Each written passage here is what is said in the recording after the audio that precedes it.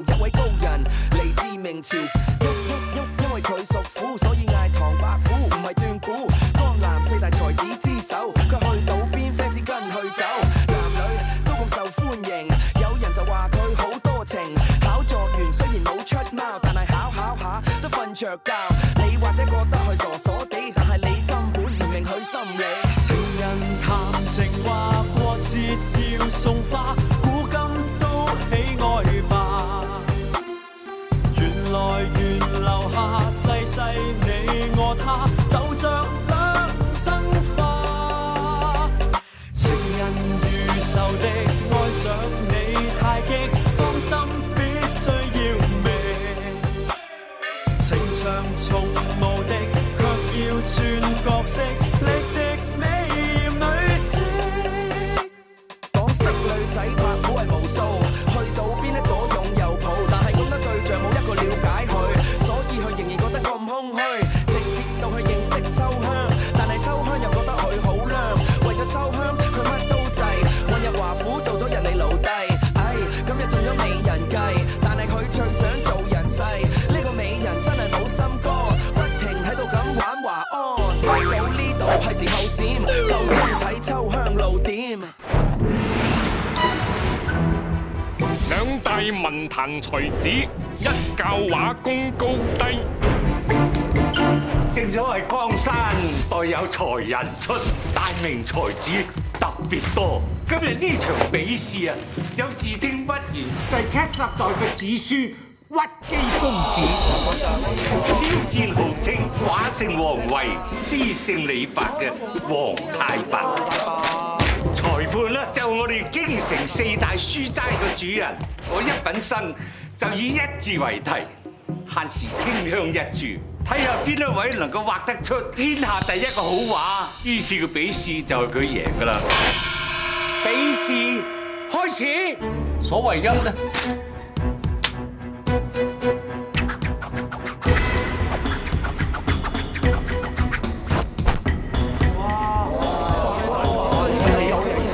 諗就喺度狂話，你知唔知鬥咩嘅？我詩畫獨步天下，天下題材早已了然心中。宋朝有張擇端，將大宋天下第一繁華盛世畫於《清明上河圖》之內。今日我王太白就將大明天下第一盛世畫於《大明上河圖》之內，以表示天下第一之義。切題，家子，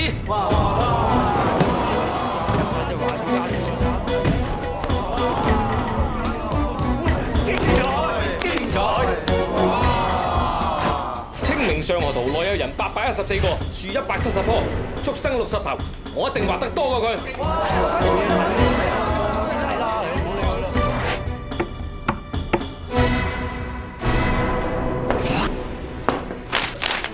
阿少姨哥，借問聲呢碟係咩名堂啊？咪我哋嘅鎮店小炒王咯。小炒王，百鳥歸巢，炒雜碎啫啩，雜亂無章，餸菜佳肴，除咗講求味道，仲要講色。色啫，包括擺放同佈局，材料擺得靚，胃口就好正。等我執啲銀入你袋啦，攞碟嚟。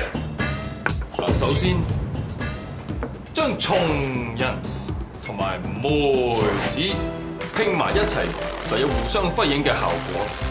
然後再將啲竹筍放喺四周圍旁邊，咁啊構圖就豁然開朗。然後再加一碗白雪雪嘅白飯做襯底，形成雪山嘅格局，換一幅雪嶺松竹梅。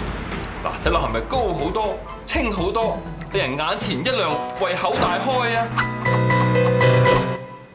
華權，咁快，支香都未燒到一半。你中意嘅咪留翻俾自己享用。言語毒辣，我又睇下你幅畫有幾辣。咦，真係好似有個一字，係一個亂字。你又有幾高明啊？睇你幅畫乜嘢都冇得幾樖嘢棟喺度，又點設立個一字啊？計我話你根本就一無是處，好快就一筆勾銷，一敗塗地。我話你一般見識都冇。松樹四季常青，竹子靈接不屈，梅花傲雪內寒。松竹梅歲寒三友，內行第一，品格第一，仲唔係天下第一？品格清高，果然係天下第一，更加絕妙，更加切題。我哋一致裁定，贏得今次比試嘅就係呢位屈機公子。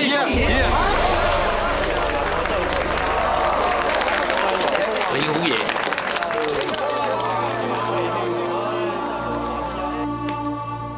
叫你行事低調，你係專唱反調。你睇下，搞到人山人海嘅家陣啊！我唔係為我係為你。我屈機唔做步快，去跟你唐伯虎。唐伯虎就係因為我欣賞你嘅詩畫天下第一啫。嗰隻咁嘅皇太白不知幾囂張，喺怡紅院度認詩認屁，係人聽到都谷氣啦。真係咁簡單？其實仲有多嘅，佢夾硬拉我小紅去陪酒，你知啦，女嘅嘢唔分得㗎嘛。終於講真話啦咩？才子風流，我唔怪你啊，但你都要有贏人嘅把握先得噶嘛。未開筆就眼瓊瓊，咪又是靠我提點？你實醜聞全京城啊你啊！我都係發台瘟啫。原諒我阿爸，我請你飲酒。走，冇咁易。叫咗你行事低調啲㗎啦。點啊？帶啲人嚟拜師學藝。拜師，我拜你掛山啊！你隻手畫嘢咁叻，我就打跛你隻腳。咁你真係唔知定？我個武功比我畫功強10倍。係。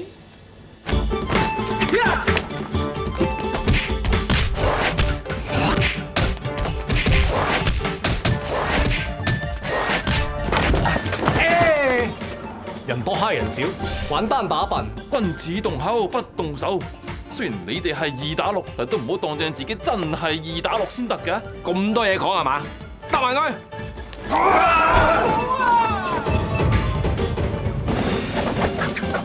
又多4個。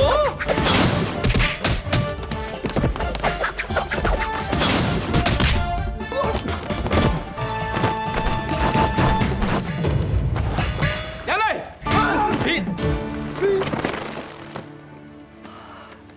多謝4位乞兒，大俠。請我係真。點解會帶我嚟呢度？你係咪捉錯人？我冇錯，唔會錯。你朋友？你親戚？剛才喺天香茶居嗰場比試，當我聽到取勝嗰幅畫嘅意境同埋筆法，我就知道一定就係唐伯虎。哦，彈開。你誤會啦，我並唔係唐伯虎。你當然唔係唐伯虎啦，能夠以一味餸同埋寥寥數語，就能夠指導一個好似你咁樣嘅凡夫俗子畫出一幅如此清高嘅畫。當今世上只得一人，就係你。行開，唐伯虎。你想點？我識武功。識武功嘅請去者。想點啊你哋？伯虎，小心啊！小心伯虎！小心伯虎！我揾得你好苦啊，唐伯虎。鄙人上不欠花債，下不欠酒錢，更好似素未謀面噃。我係文淵閣大學士何海清。原來係何大人，唔知揾在下所謂何事呢？如今朝廷奸臣當道，朝政腐敗，我一直致力培育有志之士，向朝廷效力。想你胸懷大志。大人你錯啦，不才空無大志，終日對酒當歌，風花雪月。溫柔鄉係英雄塚，你曾經寫過俠客重功名㗎。但我而家淨係識酒聲只在花前坐，酒醉還來花下面啊！你話過人言死後還三跳，但係家陣我只想笑舞狂歌30年啦。你以前寫個文章我有讀過，真係壯志凌霄。其實呢幾年我陸續揾咗6個狀元嚟幫我手。咦？係咪就係相傳唔係唔見咗就死咗個壯志6狀元啊？咁兇險仲叫我入朝廷？何大人，你唔係想揾我笨啊嘛？為國家不惜灑熱血拋頭顱。識唔識程問正程大人啊？會試嘅正主考嘛。佢同你一模一樣，求才若渴。不過可惜啊，得罪朝中大臣。最後點啊？溫州知府溫明道愛民如子，去年只不過鬧我流緊弄權啫嘛。最後點啊？秦府6卿中剛正不阿，因為得罪錦衣衛，最後又點啊？你話朝廷咁黑暗，可以留住命仔，已經算係萬幸啦。留得青山在，哪怕冇柴燒。何大人，我奉勸你一句，退一步，海闊天空啊！人人都退，大明嘅江山就冧噶啦。其實朝廷仲有希望㗎。金玉其外，爛到入心，醫翻到晒藥費，算啦。我唔理，我俾1個月時間你考慮加入朝廷。我都唔理，我都俾1個月時間你考慮退出朝廷啊！唉，嗰個何大人真係煩死人，日日揾人嚟問你幾運，問你考慮成點，我都唔知一個月後你點耍走佢。根本就冇諗過，朝廷咁黑暗，又點容得係一個好官啊？照我睇，何大人1個月之內必定烏紗不保。奸臣當道，迫害原來唔係1個月，係3日。奸臣當道，迫害中南。奸臣當道，迫害中南。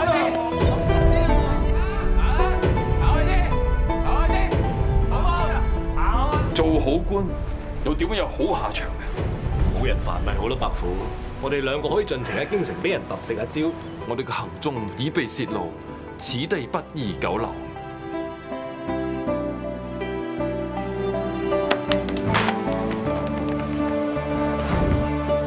別人笑我太瘋癲，我笑他人看不穿。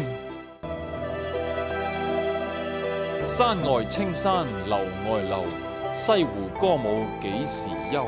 暖風分得遊人醉，直把杭州當汴州。杭州呢度真係山明水秀，地靈人傑啊！人傑我冇興趣，人靚我就啱得多。好多人話蘇杭美女多，見到笑呵呵。記住要手多多啊！妙隊，我哋嚟到杭州就可以揾出真正嘅絕色美女嚟完成我呢幅九尾圖。你仲不能忘記你幅九尾圖。呢幅九尾圖乃我畢生宏願，響裏面我畫有西施、貂蟬、楊貴妃、王昭君，仲有妲己、梅喜、趙飛燕同李絲絲，個個都名動一時嘅絕色美女。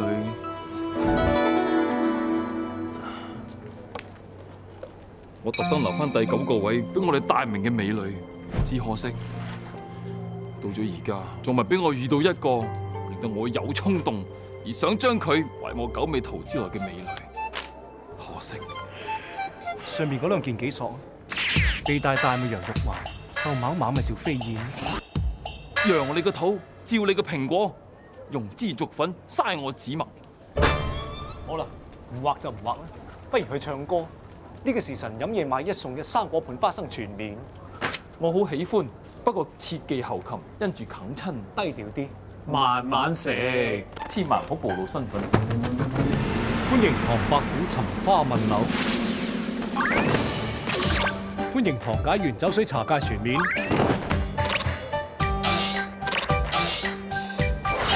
點解會咁㗎？行蹤敗露啊！危險，使唔使速逃？你兩個避無可避。你想點啊？同我躝開，咪阻住條街。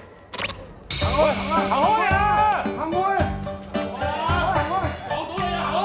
唐伯虎親臨義賣名畫慈善大會，喺邊度搞㗎？幾時搞啊？下個月初杭州會館。有啲咁嘅事，點解我唔知？就我呢個唐伯虎都唔知唐伯虎會嚟呢度義賣啊！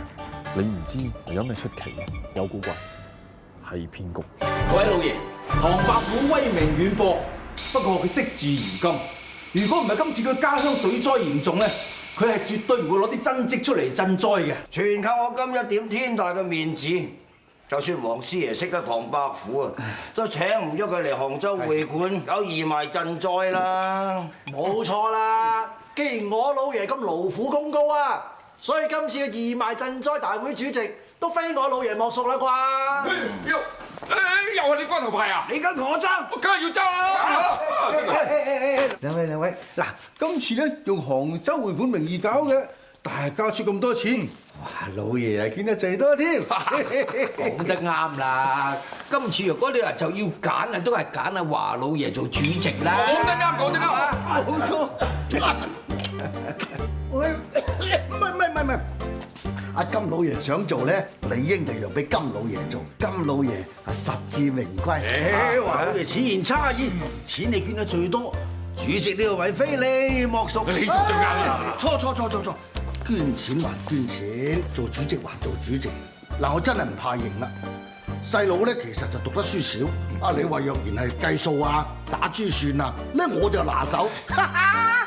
但係如果話講到啲字畫啊、啲詩詞啊嗰啲，我真係唔識喎，妙嘅喎。你又點會唔曉啊，老爺？別人笑我太瘋癲，我笑他人看不穿啊嘛。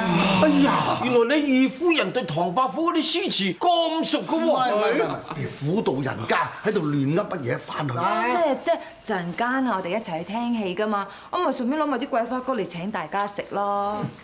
你話你唔識唐伯虎，我哋華府個涼亭啊，咪掛晒唐伯虎啲詩咯。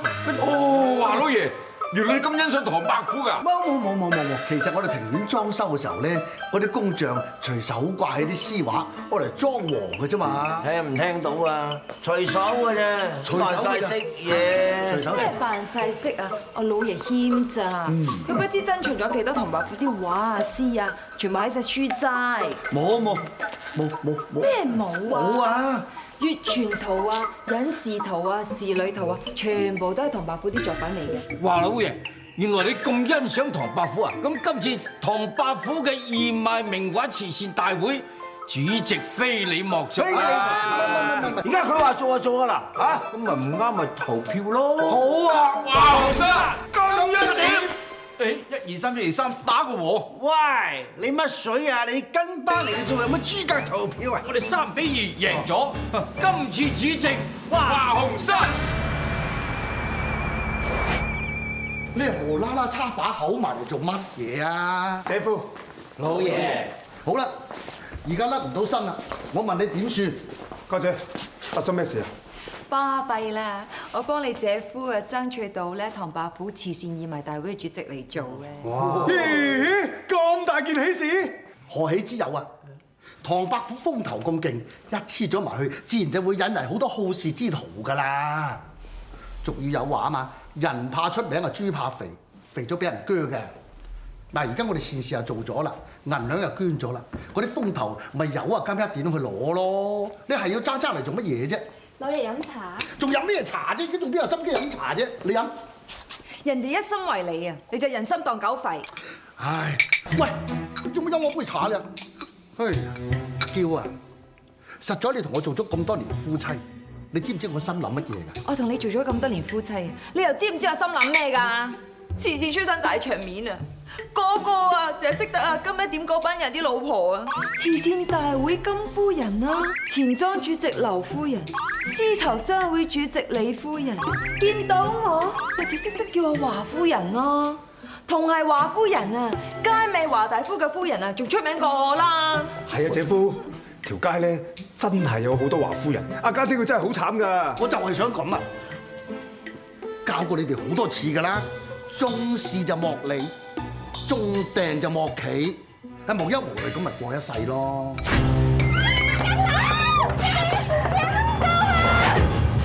咩事啊，石榴？呢度好多曱甴啊！唔使驚。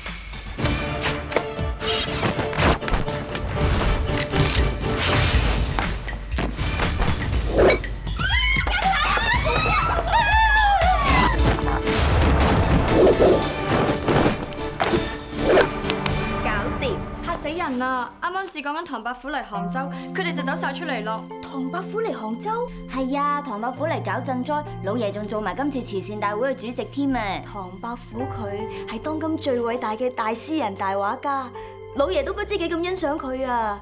呢涼亭柱上面寫嘅「別人笑我太瘋癲，我笑他人看不穿」，咪就係唐伯虎膾炙人口嘅詩咯。東鄉啊，佢幾時嚟啊？就快啦！夏香、秋香、冬香，大夫人召集啊！係。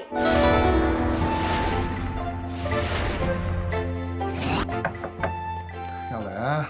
恭喜老爺！賀喜老爺！春有百花，秋有月，夏有涼風，冬有雪，係冰鎮酸梅湯啊！若無凡事擾心頭，便是人間好時節。唉，可惜今日就無限凡事擾心頭咧。錯啦，老爺，今次你做嘅係大大件善事啊！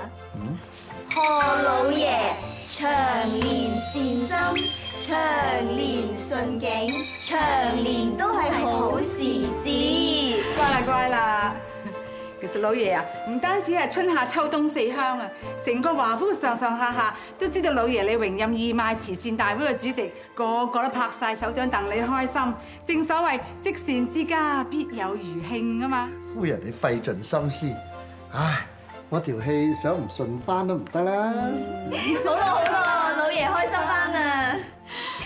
老爺啊，唐伯虎佢才高八斗，文采風流，話唔定佢指點下兩位少爺，佢哋會突飛猛進呢。咦係喎，咁近城隍廟都唔識求翻支好籤嘅，都係秋香你心思神密嚇。華文華武做乜仲唔見嚟同我請安嘅？佢哋好乖啊，跟新老師上緊堂啊。係。老爺啊，你睇兩位少爺幾咁用功練字。我真係從來都未見過華文華武咧咁用功學習嘅。壯志飢餐胡虜肉，笑談渴飲匈奴血。我哋要精忠報國。呢啲喺度做乜嘢啊？阿爹，華老爺，我正在喺度講緊南宋大英雄岳飛精忠報國嘅事蹟俾兩位少爺聽。阿爹啊，好聽過你講嗰啲24孝嘅古仔好多啊！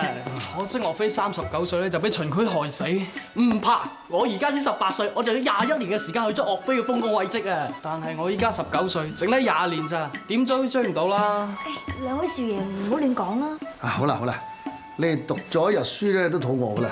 你阿娘咧整咗好多點心喺度，你哋食點心先啦嚇。好嘢，食點心啊，阿哥！翻嚟，去啦。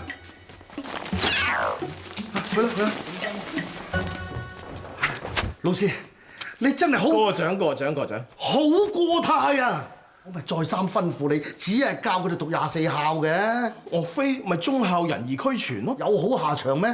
雖然係壯烈犧牲，但係佢名垂千古啊！唉，你咁中意壯烈犧牲，我成全你。唔該，你帳房計埋啲數，另謀高就。何解啊？岳飛嘅事蹟你咁熟悉，你唔知道個罪名係咩咩？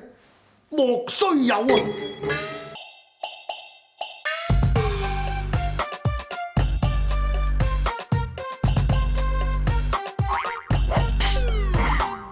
人言死後還3條，我要生前做一場。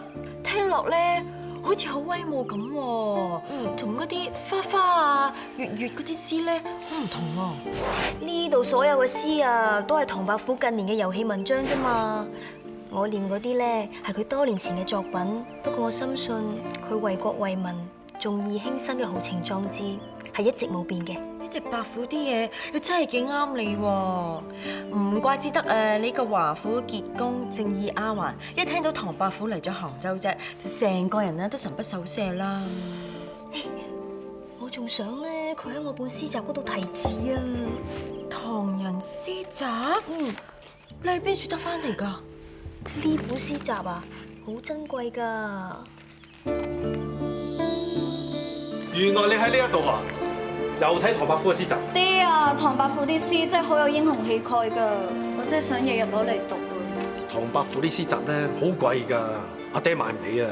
嗱，阿爹咧就一身好功夫，你勤力啲學功夫，將來承繼阿爹衣缽仲好啦。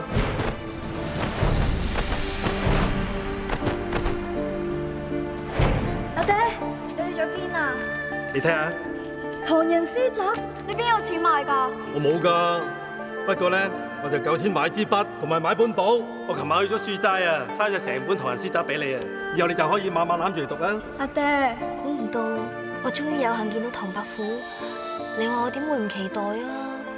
咁啊係，嘿，不過呢啲風流才子行蹤飄忽，到時候都唔知會唔會嚟嘅啫。唔會㗎，今次唔同，因為我真係感應到唐伯虎佢已經嚟咗杭州。你咁急拉我嚟做乜？擔定凳仔，霸定個靚位迎接唐伯虎。咩話？迎接我？到底搞乜鬼？你望下嗰邊，了解敵人，知己知彼。你嘅詩集，你嘅畫，呢度都有啊！就算你啦，揀針枝揀咁耐，都唔知見唔到唐伯虎點㗎？唐伯虎，你救我！你救我！解完，你風塵僕僕，今日我哋就安排你去桃園廂房休息一日先。聽日我哋先去杭州會館商討義賣賑災嘅事。今次蘇州受災，杭州嘅官紳老百姓熱心相助，我唐伯虎喺度代表蘇州嘅災民，多謝大家。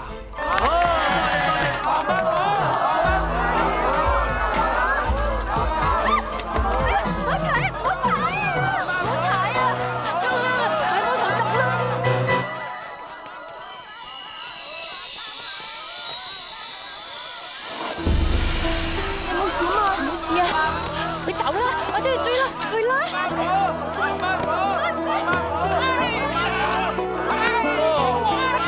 哇！有冇搞錯啊？小心啲啊！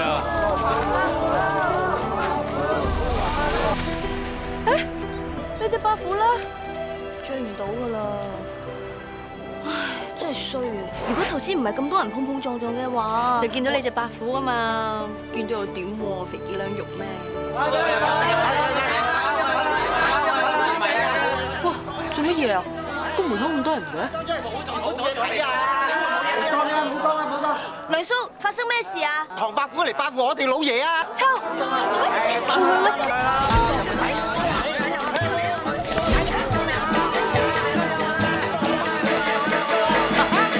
唐解元你啊真係客氣嘅，咁遠水路趕到嚟我哋杭州，都尚未休息啫，已經趕嚟寒舍啦。嘿，賞面！不才一想到蘇州嘅災民，又點能夠休息呢？做咩秋香？東香啊，等我嚟啊！有勞丫鬟姐。唐解元啊，秋香係我哋華府最傑出嘅丫鬟，佢一向都好仰慕你嘅文采，亦收藏咗你好多嘅詩集。唔知你可唔可以賞面同我提個字咁呢？榮幸之至。多謝大夫人，多謝唐解元。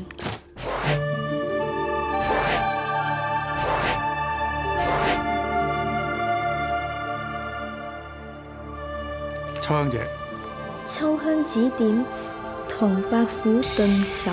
我要唐伯虎向我哋叩首。邊個喺度口出狂言？老爺啊，呢兩位係都要會一會唐解元喎。聽聞唐伯虎嚟咗杭州，我就要喺度打到佢落花流水。我要掃盡南北，稱霸天下。兩位實在太狂妄啦！請出隊。水車車水，水隨車，車停水止。風扇扇風，風出扇，扇動風生。對得好，琴瑟琵琶，八大王一般面目。魑魅魍魎，四小鬼各具心腸。對得妙，豪話類，龍不人虎不笑，小小書生可笑可笑。棋盤內車無輪馬無疆，叫聲將軍提防提防啊！精彩精彩！兩位大哥翻歸吧啦，無謂喺度獻醜啦，走啦！走啦！暫時一切都順利啊！我哋部署得咁精密，唔會有意外嘅。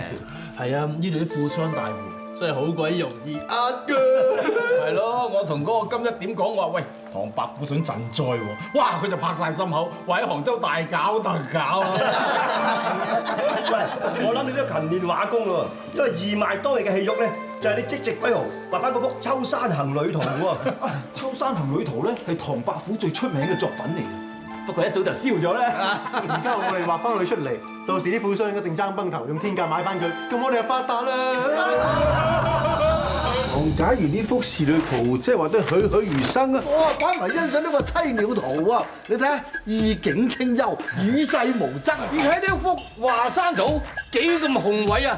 如果掛喺屋企度啊，哇！一份外夠氣派啊！乜嘢夠氣派啊？等我今日點睇過？我即刻買起佢啊！金老爺唔使太心急，呢幾幅畫即係掛出嚟俾大家鑑賞一下，喺義賣會當日攞出嚟拍賣，價高者得嘅。仲使咩等出價？出最高價嗰個啊，肯定係我㗎啦！詩真畫真，連人像都真。呢個假白虎都幾多你嘅真跡。呢幾幅畫都係我啲畫入邊冇咁名貴，就算做老千嘅都要落啲本嘅。鬼老爺，多鬼老爺唔使爭住，唔使爭住。到咗義賣會當日，唐解元會將佢最心愛嘅《秋山行旅圖》攞出嚟義賣，到時大家先爭都唔遲啊，係咪？哦，喂，《秋山行旅圖》唔係聽講多年前燒毀咗啦咩？華老爺講得非常之啱，在下之所以叫做唐人，係因為生於人年人月人日人時。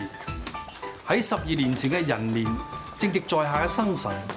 當日大雨初晴，俾在下見到一幅大自然嘅秋山奇景，忽然間畫興大發，就畫咗一張在下最滿意嘅作品《秋山行旅圖》。不過後嚟同法華寺嘅高僧無涯上人對弈嘅時候，一個唔小心將蠟燭推跌，咁就燒毀咗。哎呀，咁啊真係可惜啊！真係。不過咁，過幾日嘅義賣會，正值係12年一個循環，亦都係在下嘅生辰。為咗蘇州嘅災民，為咗籌得更多嘅善款，在下決定喺當日將《秋山行旅圖》重現於世。呢幅畫背後真係有咁多故事嘅。嗰幅畫喺我怡紅院嗰陣，佢玩得開心得滯，一個唔覺意俾火燒咗啫嘛。唔係吧？係啊！呢個假白虎都算高明啊！嗰張畫好少人見過，將佢臨摹得似模似樣。到時真係冇人識分係真定係假。高有料到點啊？我同我舊衙門嗰班同僚不斷喺度飛鴿傳書，終於查到原來呃人嘅係個老千集團。呢幾年嚟，佢帶你個朵四處招搖撞騙，壞事做盡。仲有佢唔單止騙財，仲騙埋色。咁我呢個真嘅唐伯虎，咪遲早英明盡爽。伯虎有計？請講。報官唔得，我寧闖地獄也不入官門。況且呢班老千明目張膽去呃人，一定打通晒關係，話唔定連賄賂埋當地嘅地方官員添。天下烏鴉有計，好計定爛計？子不默。俾我估下，係咪寫呢個緝拿老千集團計劃書？淨係話呢個作戰地圖咧？咪曹總喺度寫話啦。你個畫工真係同唐伯虎嘅都不相伯仲嘅。大件事啦！出面有個阿伯攞咗幅《秋山行旅圖》嚟啊！大驚！唐解元就係呢位老伯啦。你就係唐解元啊！唉，啱啦，件事到底係點樣㗎？咩事啊，老伯？係我多年前仲做高價買呢幅《秋山行旅圖》翻嚟，但係最近我聽人哋講話，你講幅畫已經燒咗啦喎！呢幅係《秋山行旅圖》，呢幅係你嘅真跡嚟㗎，老夫一直有埋你啲畫㗎，你啲畫風我最清楚㗎，上面有首詩啊，你嗰啲知啊，我唔會認錯㗎，呢個係真㗎。仲有啊，我攞俾鄉里睇咧，個個睇完之後啊，都讚歎不絕，係咁話好啊。所以如果你同我講我張畫係假嘅話，我真係唔知點算啊！老伯，你唔好激動，飲杯茶先。係，飲杯茶，我哋會幫你哋諗辦法㗎啦嚇。以我研究咗唐伯虎畫咁多年咧，呢幅肯定係真跡。仲有啊，個印章都係真嘅。好彩佢今日攞嚟咋，如果聽日攞去賑災義賣大會咧，我哋肯定俾人拆穿啊！要諗辦法擺平佢。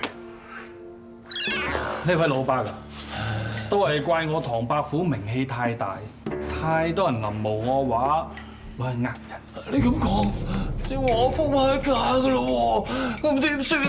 咁點算啊？我都唔忍心拆穿呢件事。你睇下畫裏面呢個書生係向下行嘅，而我畫嗰幅咧就向上行。呢一棵松樹就指向呢邊，我畫嗰幅咧就指向呢邊。咁即係點啊？咁呢幅畫係假嘅。唔會㗎，我畫俾假啊！冇人講啊，我嘥咗好多錢啊！呢位老伯，你唔好咁傷心啦，不如咁啦，我用啲銀兩幫你買咗呢幅畫嚟。係啦，唔得嚇，點解？係啊，老伯，幅畫都係假嘅，你攞翻去咪賺俾人笑，一於賣俾我哋啦。唔可以㗎，我唔可以咁蝕底。你聽我講，你係好人，所以。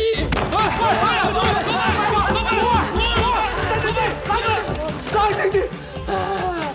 我寧為玉碎，我都唔要再見到呢張碎爛晒，佢撕爛晒，咁點算啊？好彩俾我睇到，原來幅畫有首詩嘅。各位鄉親、細佬、小弟，今日咧就非常之榮幸可以做到呢個義賣賑災嘅主席。咁有幸咧幫阿唐解元咧就義賣咗幾幅作品，一共籌得善款咧就128000兩。華老爺出錢又出力，同杭州嘅善長咧一定係福有攸歸啊！而家就到咗義賣會嘅高潮，就係唐解元咧要喺1曲之內將佢心愛嘅《秋山行旅圖》重現人世。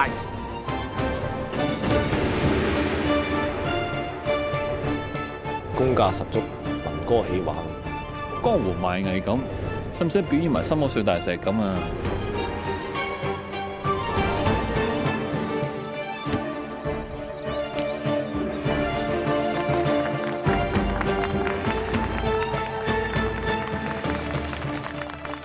都畫得幾快啊！佢臨武功夫都有90。驚世駭俗嘅《秋山行旅圖》，價高者得，請各位敬頭。1萬兩、2萬兩、3萬兩。我金一點咧，就志在必得噶啦，10萬兩。金老爺真係豪氣，呢幅《秋山行旅圖》能夠重現人世，的確非常之難得。不過華老爺係義賣會嘅主席，唔知華老爺有冇興趣咧？哦，11萬兩。哇！你做乜嘢啊？同我鬥20萬兩。啊，金老爺，既然你咁中意呢幅畫咧，咁我唔同你鬥啦，呢幅畫就讓俾你啦。喺杭州啊，邊個鬥得贏我金一點啊？嚇！金老爺善心超張，呢一首溪水甘甜石可見。竹林人家歸淡薄，葉落了啼說秋色，看破身前身後明。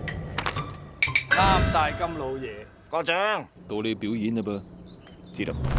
唐解元呢首詩就寫得幾好，不過好似有啲弦外之音。咁問有乜嘢弦外之音啊？金老爺，你試下由第一句嘅金字打斜咁讀，會變成乜嘢？金家絕口，你咒我絕口？金老爺。我並冇咁嘅意思啊，金老爺。冇，咁你點解釋啊？呢首詩咧係我多年前嘅作品。係咩？我博覽齋主、博覽群畫，當年係見過呢幅畫嘅喎，不過就無詩嘅。嗱，連博覽齋主你咁講啊，你仲抵賴？喺杭州我惡晒㗎，你玩我，同我留低佢手。啊，咪住，唔關我事㗎，你要斬你斬唐伯虎啦，我假扮唐伯虎嚟揾食㗎咋。咁咪即係老千，同我斬咗幾刀？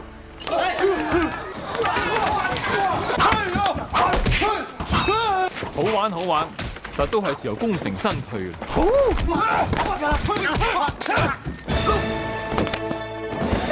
喂，唔好埋你啊！有事慢慢，唔好埋你啊！有事慢慢講啊，壯士。老爺。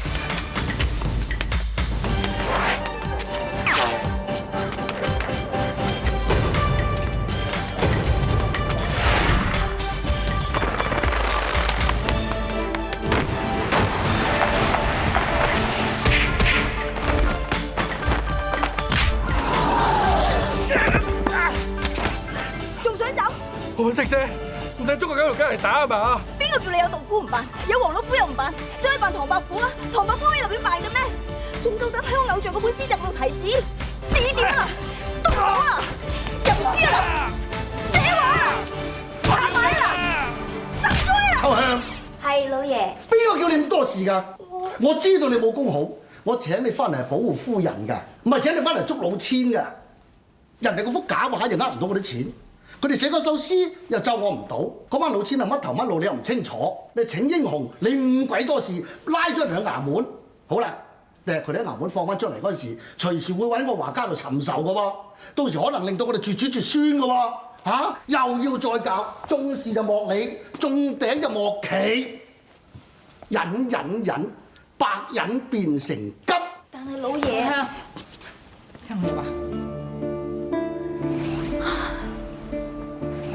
老爺出咗名啊，係杭州嘅縮頭烏龜嚟噶啦，咪嬲佢啦。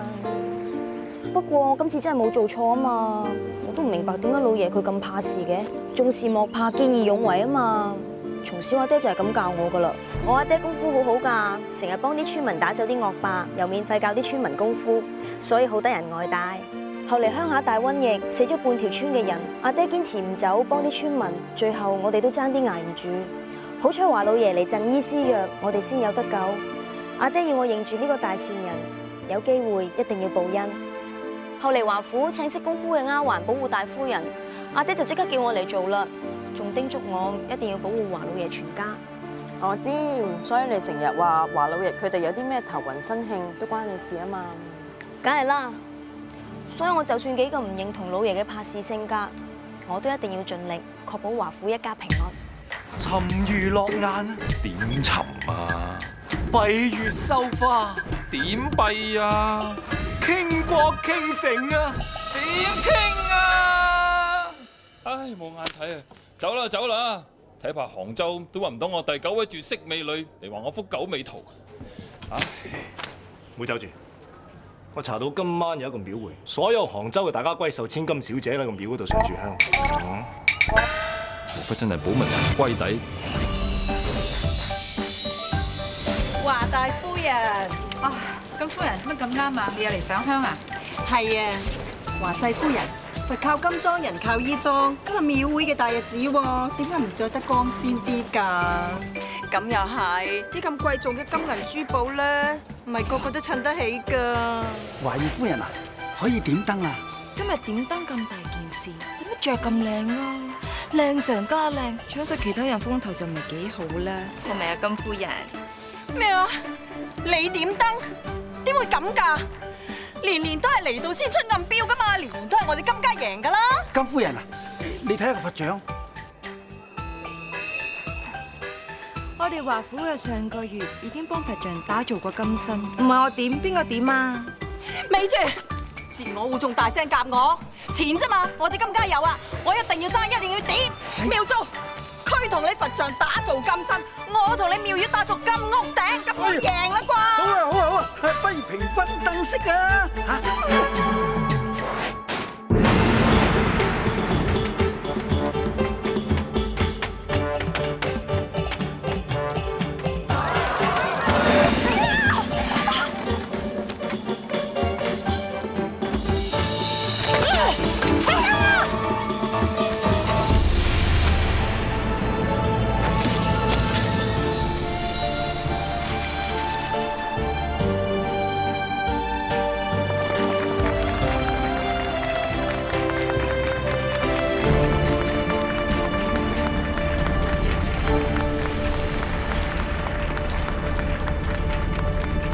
仙女散花，俠女下凡。請大家而家聽清楚，呢個古仔或者已經聽過，但係我就會用 rap 介紹一位高人嚟自明朝。因為佢屬虎，所以嗌唐伯虎，唔係斷估。江南4大才子之首，佢去到邊 fans 跟去走，男女都咁受歡迎。有人就話佢好多情，考作完雖然冇出貓，但係考下都瞓着覺。你或者覺得佢傻傻地，但係你根本唔明佢心理。情人談情話過節要送花，古今都喜愛吧。緣來緣留下世世你我。